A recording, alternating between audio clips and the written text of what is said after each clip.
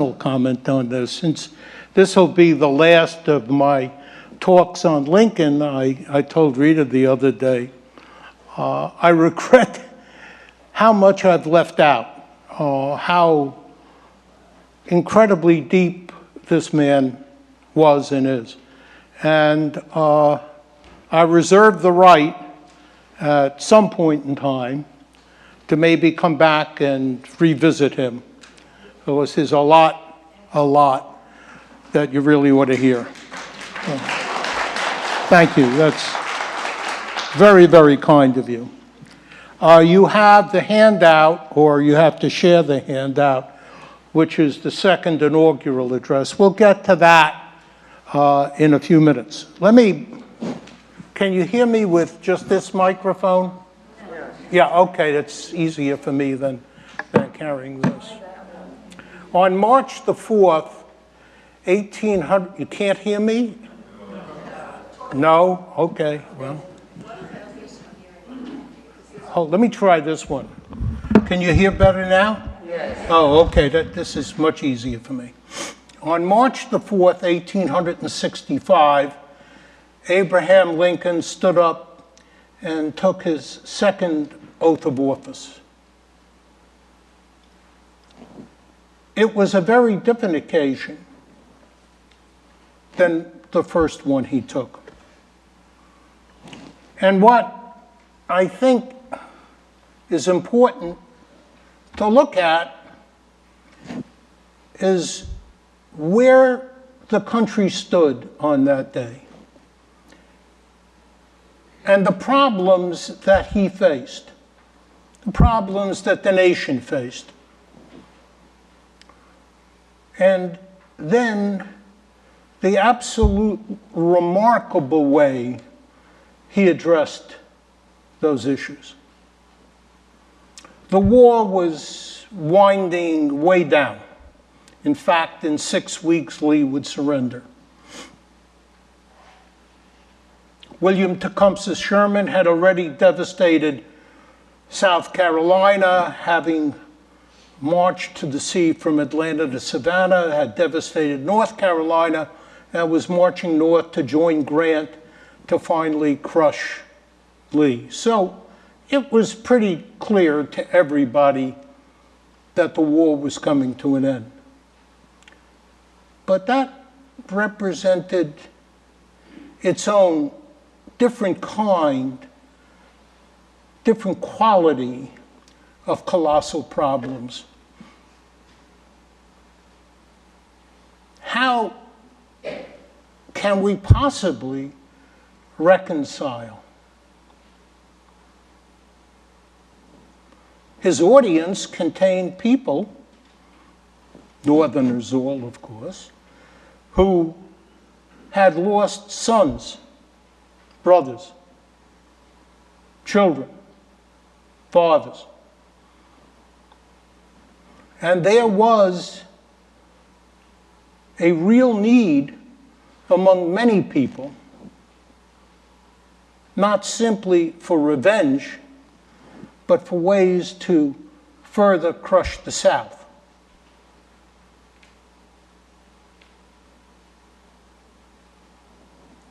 The South itself had been devastated. The Union armies had rampaged through every southern state, with the exception of Florida and Texas, which were basically way off on the periphery. So the economy of the South had been virtually wiped off the map at the same time that the labor force of the South, the slaves, had been freed. 4 million human beings, and of course there had been free slaves before, but approximately 4 million human beings who neither knew how to read, nor write, nor work at anything except laboring in agricultural fields. What was the nation's responsibility to them? And how did that responsibility mesh with a wish to reconcile the defeated Southerners, whose bitterness was obvious? Think for a moment, just think for one moment. Put yourself in Lincoln's position. These are the issues that you faced. This is a time when the entire nation is going to look to you and to what you proposed. In most inaugural addresses, and we've heard many of them now, given our white hair here,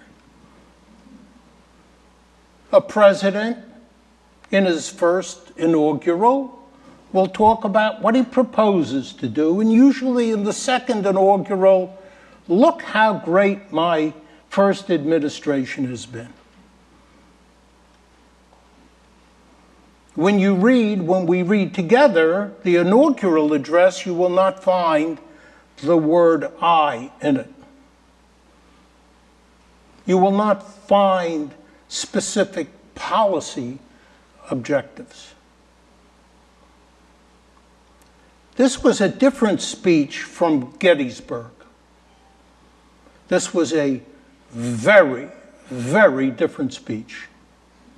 In fact, some have called it a sermon,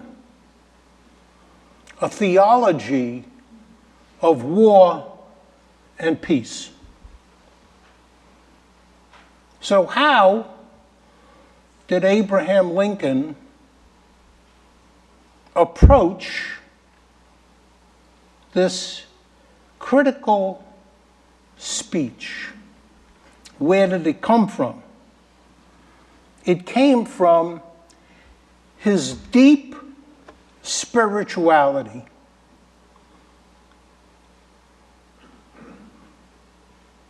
We have had two presidents in our country who were not Christian: Thomas Jefferson and Abraham Lincoln. Abraham Lincoln never joined a church. Abraham Lincoln never took communion. Abraham Lincoln did not believe in the central beliefs of Christianity, Jesus being divine, and all of the other beliefs that flow from that. But he was a deeply, deeply spiritual person. But he was spiritual in a way that was neither atheistic, agnostic, or deist as Jefferson was. Lincoln knew the Bible. Lincoln read the Bible at least once a week for hours. He read the Hebrew Bible. He read the Gospels. He knew them. They touched him. They meant something to him. And he had a deep-seated belief in the divine, in God. God as creator. God as the father of all human beings equally. And from that fundamental moral view of humanity arose his view that all men and women were entitled to equal opportunity because we were all children of God. And he practiced this at different times during his life. He expressed it differently at different times during his life. But he began to express it more frequently more freely, more importantly, as the war drew on. Last week, we read the Gettysburg Address. And if you recall, there's a phrase in the Gettysburg Address about our nation under God. The really interesting thing about that phrase, under God, was not in the address as President Lincoln gave it. It was added later. Who added it? Lincoln added it. He felt it important enough to alter the very words of the Gettysburg Address. So when he stood up on March 4th, 1865, he was not about to set forth new policies. He was not about to praise himself or the administration. He was not about to say how close the war was to ending. He was to tell us what his vision was of divine justice and the necessity for our nation to be a moral nation in order to be a free nation. That the curse and the sin of slavery had been upon us. And the only way possible to move forward morally, freely, was to overcome that sin.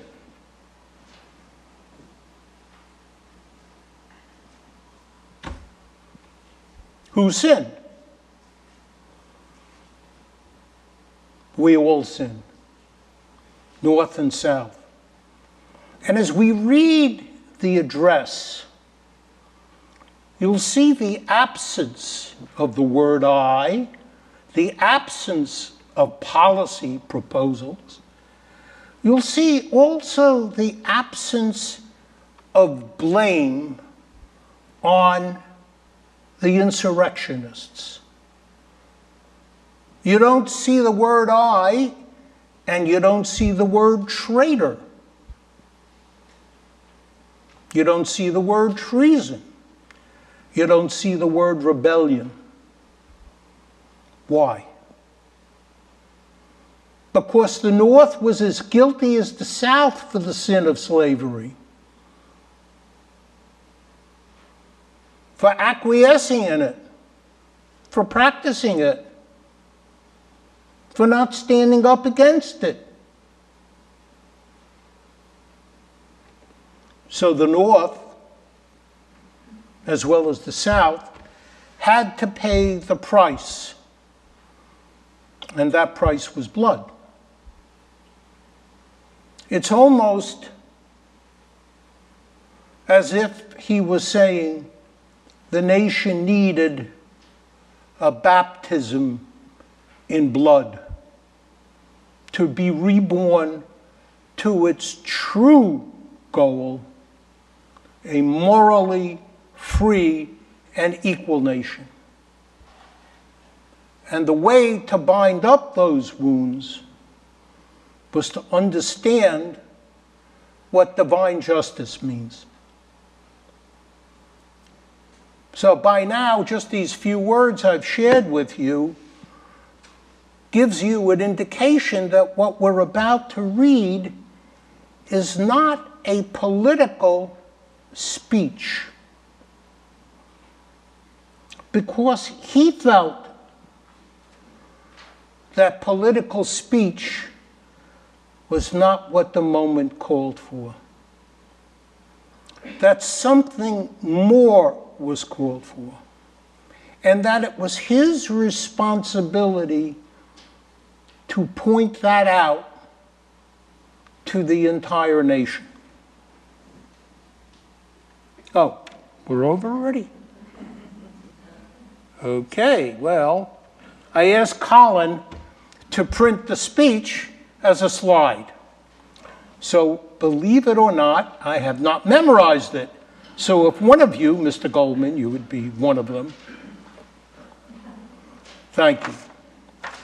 It's a little small. And we all, at some point, to memorize the Gettysburg Address. This is about 700 words. The Gettysburg Address was about 272 words. So I'm going to ask you to bear with me, and if you do not have one, because we have a little bit more of a crowd than we thought we would have, we knew Rita was going to attend, and then there was a few others. Bear with me as we read through this and think through what we're reading. At this second appearing to take the oath of the presidential office, there is less an occasion for extended address than there was at the first.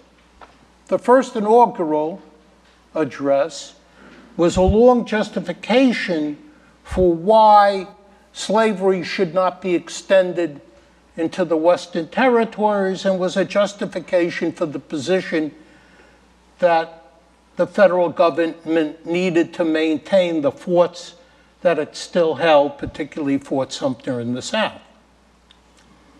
Then a statement, somewhat in detail, of course, of the course to be presumed, seemed fitting and proper. Now, at the expiration of 4 years, during which public declarations have been constantly called forth on every point and phase of this great conflict, which is a primary concern to the nation as a whole, little that is new could be here presented. He had spoken before, obviously, at Gettysburg. He had issued letters to various newspapers. He had sent reports to Congress. I'm not going to replicate that. The progress of our arms, upon which all chiefly depends, is as well known to the public as to myself. And it is, I trust, reasonably satisfactory and encouraging to all. With high hope for the future, no prediction in regard to it is ventured. That was the most in this address that he said about the war itself. So the first paragraph says basically, you know where we are. We're about to win. What does winning mean? What should it mean?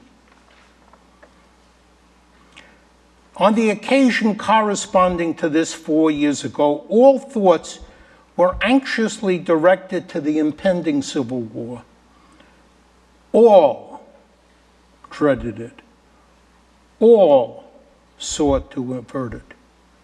While the inaugural address was being delivered from this place, devoted altogether to saving the Union without war, insurgent elements were in the city seeking to destroy it without war, seeking to dissolve the Union and divide effects by negotiation. Both parties depreciated war, but one of them would make war rather than let the nation survive, and the other would accept war rather than let it perish. And the war came.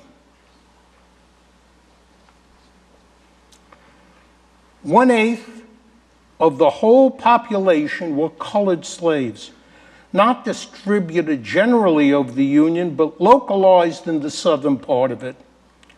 These slaves constituted a peculiar and powerful interest. all knew that this interest was somehow the cause of the war. If you recall, at the beginning of the war, the goal was the preservation of the Union. Lincoln's policy was, if I can preserve the Union without freeing a single slave, I will do it. If I can preserve the Union by freeing all slaves, I would do it. So slavery, in the beginning, was secondary to Lincoln. But after 4 years of butchery, it was no longer secondary. It was the peculiar interest that caused the war. And when I speak of butchery, 600,000 Americans were dead or wounded.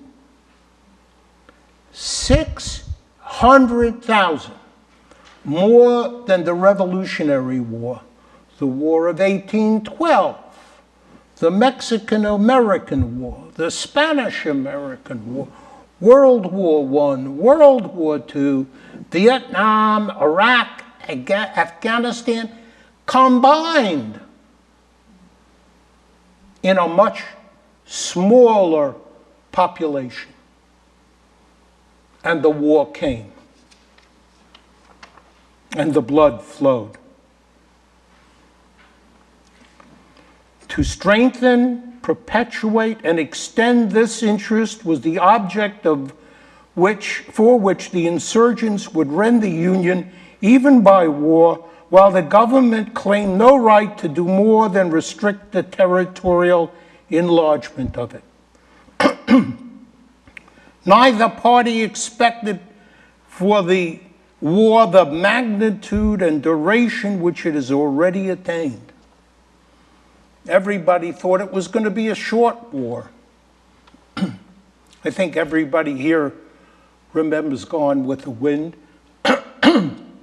Excuse me. Do you remember the scene early in the movie where Rhett Butler is talking to some of the Southerners, and they said, "Oh, we're going to whip those Yankees in a day or two. We'll take out our swords and it's all over." And Rhett Butler says to them, "No way. It's going to be a lot harder than you think because they're as brave as you are." And that was the sense that the North had.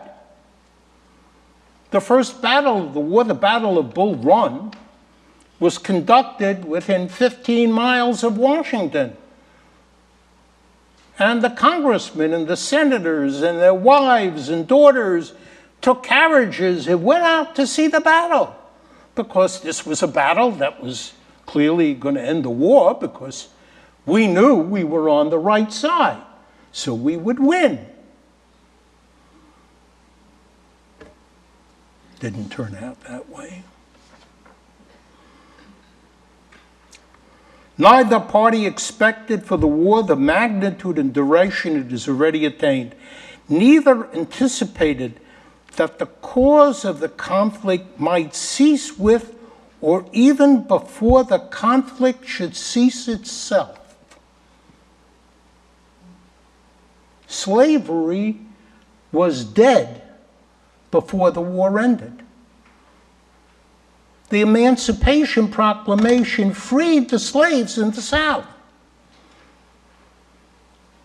But by March of 1865, Robert E. Lee wrote to Jefferson Davis that we should free the slaves if they took arms up for the Confederate government.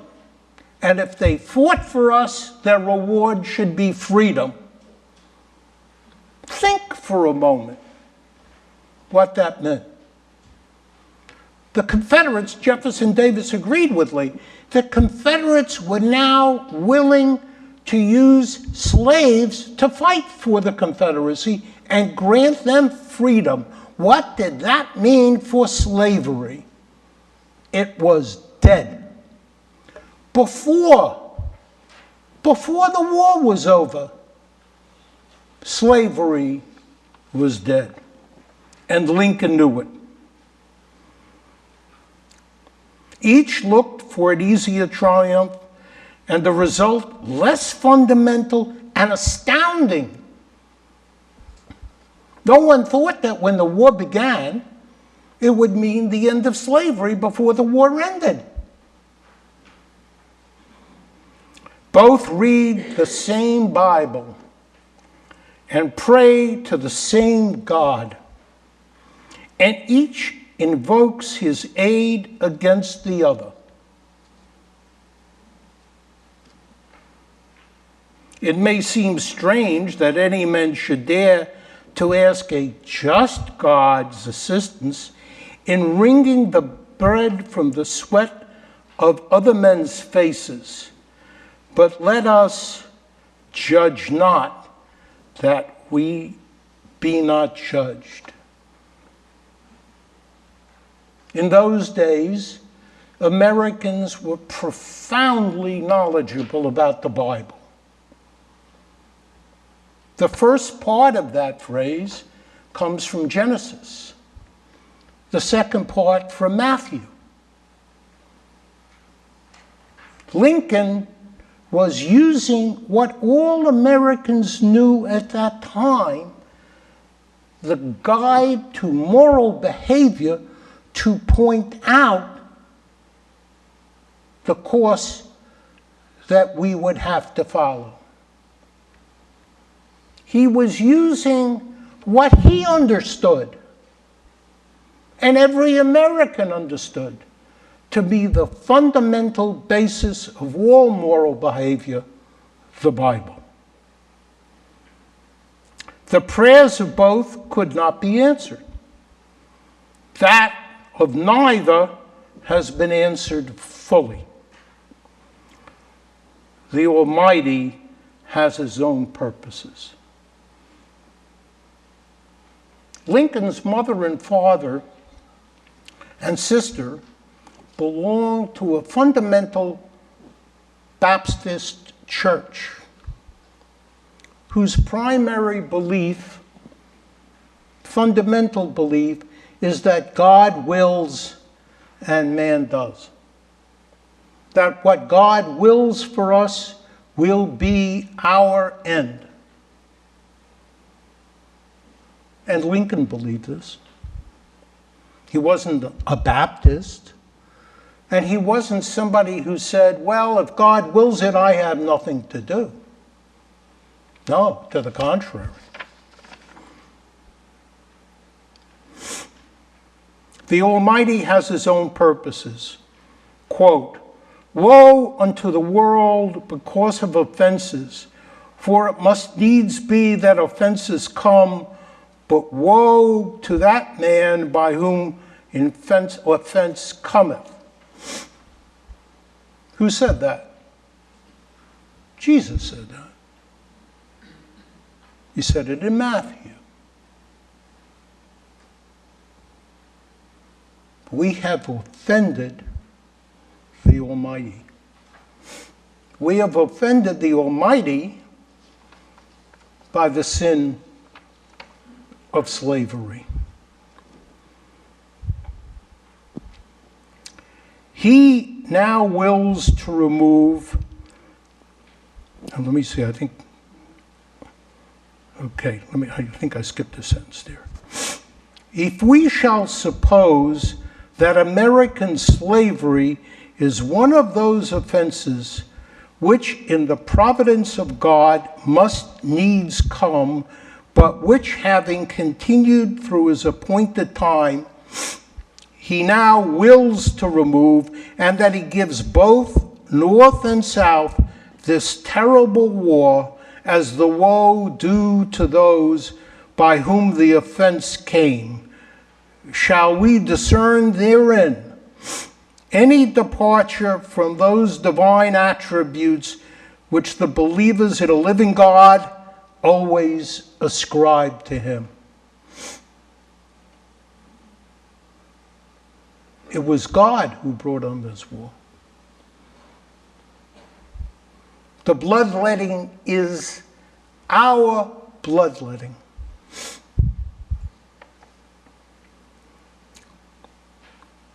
Fondly do we hope, fervently do we pray, that this mighty scourge of war may speedily pass away.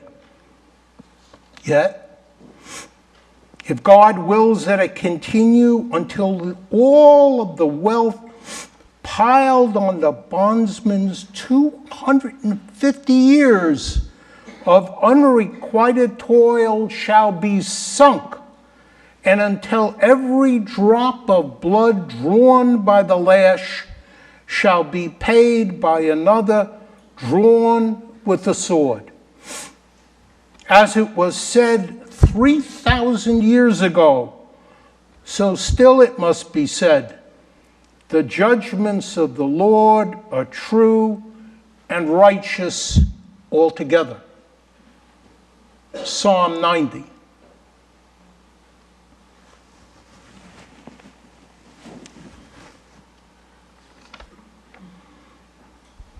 And now,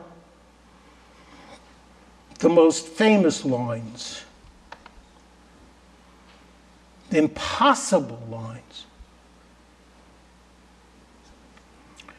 With malice toward none,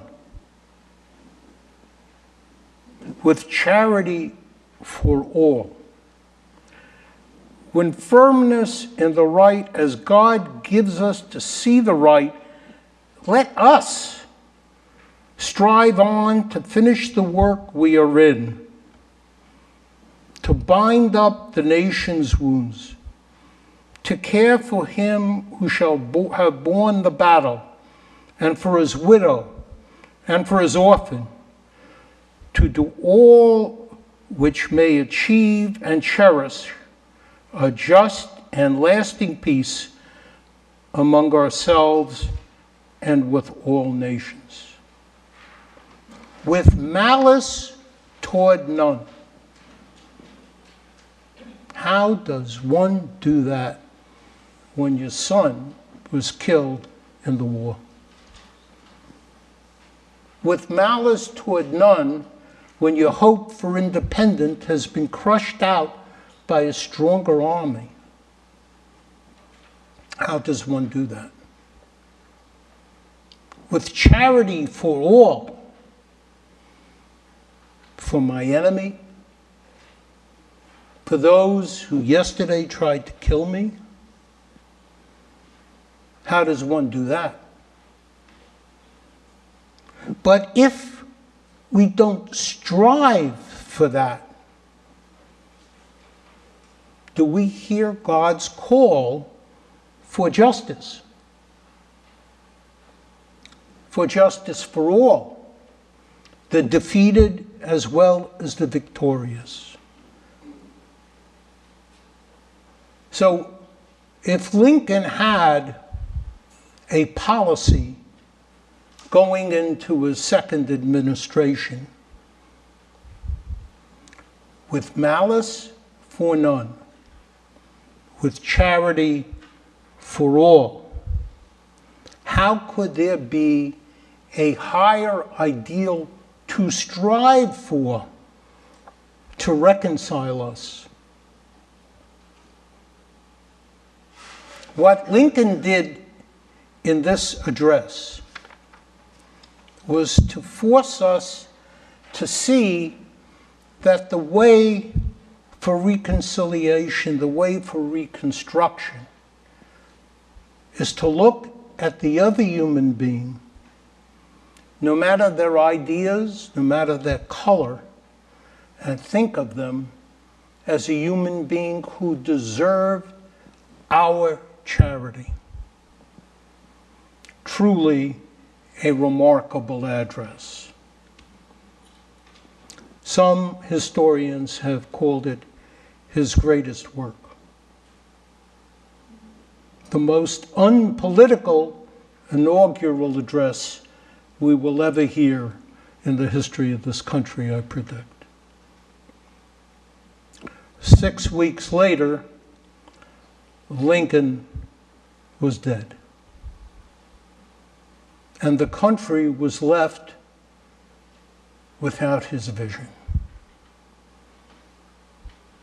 So we paid another price. And in some ways, we still pay the same price. With malice toward none, with charity for all. What words? Thank you very much.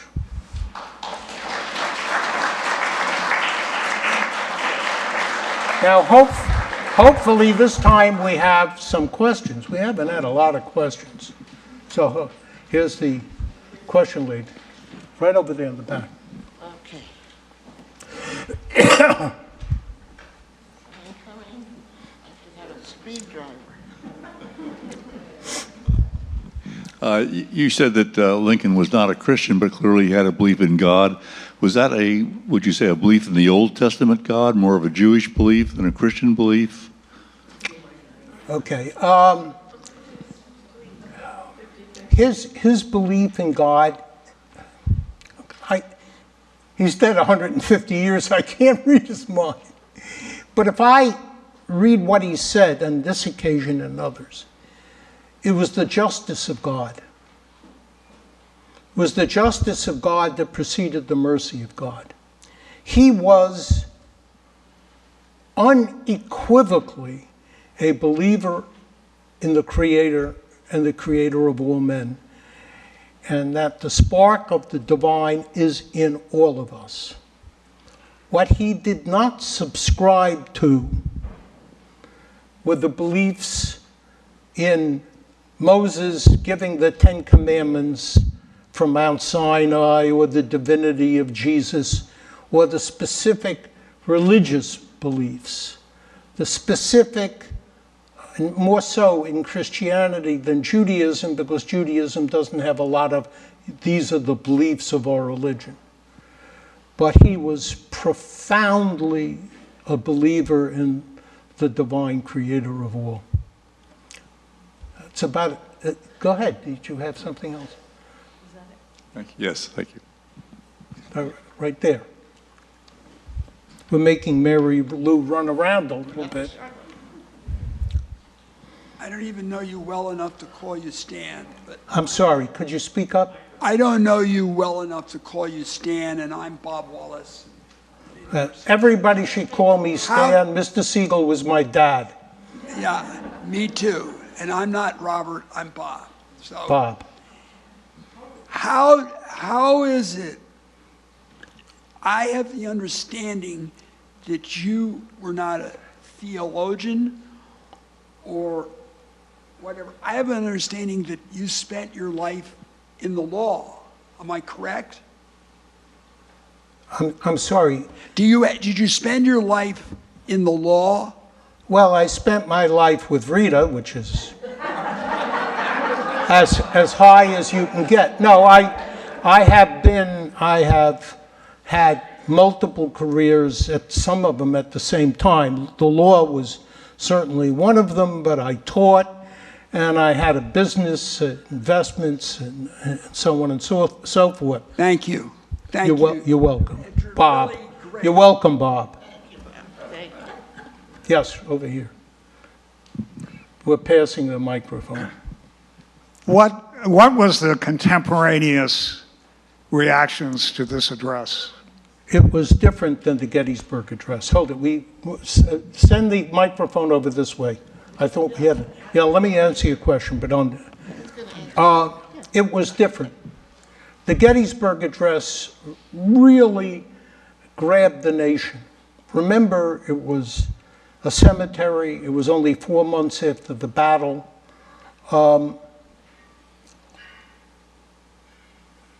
There was confusion on a large part of the people. This was not what they expected. But there was a large portion of the population, and by that I mean the editorial pages of the papers and so on and so forth, that recognized that there was something really special about this, that this was not a call to arms. This was a call to morality, to looking at what we were facing in reconciliation and to attempt to set a guideline, not a policy, but a guideline. So it's true to say there was a lot of confusion. People expected something different. But the more they read it, the more they thought about it. And then, of course, after his death, Lincoln's death didn't just simply martyr him, which it did. Lincoln's death caused people to look back on what he said and what he did. So the first reaction was a lot of confusion. After he died and was killed, there was a lot more appreciation. Stan, have you spent any time thinking about what if he had lived, how American history would have unfolded differently? Okay, that portion of me that is a trained historian revolts at what if.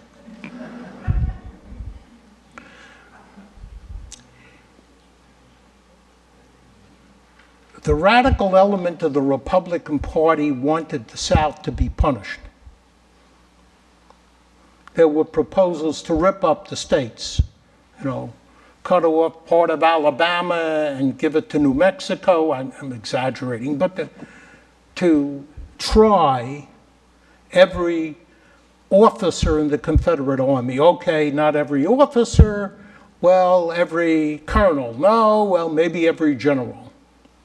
So there was a real push from that element in the Republican Party for revenge.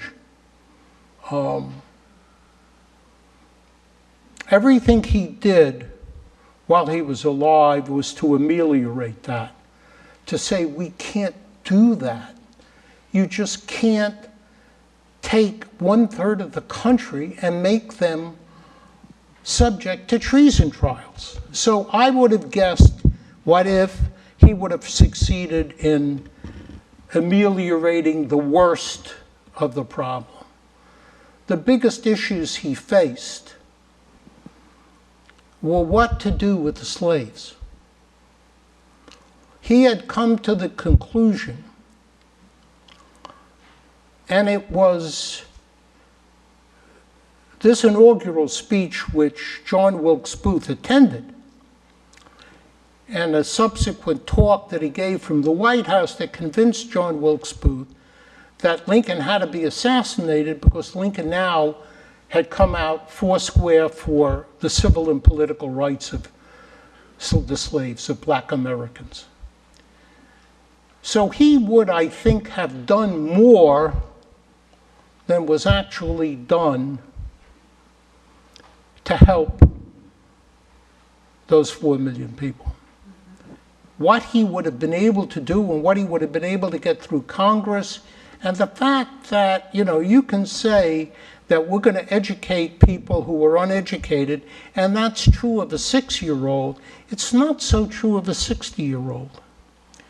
And the difficulties and the economic problems he would have had in reconstituting a viable economy in the South would have been colossal, particularly because the North now had an explosive industrial economy. And he would have gotten, why the hell should we give those traders anything? So I don't think the issues would have gone away. I think he would have been special in getting us to a better place. But what if? More questions, More please. questions? Not any questions over there? Okay. Some people have brought up to me that because he was so gentle on the South, that gave them a chance to not really accept that they had lost. Is that a Well, possibility? no, I think he okay, this is going into, he had proposed initially with Louisiana because the the American Navy had captured New Orleans pretty early in 1862 and basically had taken the heart of Louisiana. And Louisiana and New Orleans had a large free black population. He proposed that all we needed to do was get 10% of the vote in 1860 to swear allegiance to the United States, and we would readmit Louisiana as a state and have it in Congress with one proviso, that the Constitution of Louisiana, the new Constitution, would be one that abolished slavery. So he had a policy of 10% is sufficient provided you abolished slavery. There was a lot of opposition to that in Congress among the radical Republicans. It's the same what-if question. It was impossible to achieve true reconciliation with the South. At the same time, you were going to make a serious effort to change the entire nature of Black American lives and make them an inclusive part of the country. And the proof of that pudding is, look where we are today, 150 years later, and we made colossal progress. We've got a black vice president, we've had a black president, but if you ask African American people, they will tell you a long way to go. So one man, yeah, he would have helped. That's it. Okay, so thank you very much. Thank you all, and The thank you, next series Stan, of from all talks of will us. be given sometime, someday, and you'll all be invited. Thank you so much for your generosity and the compliments. I really, really, really appreciate them. They mean a great deal to me, so thanks so very much. To you.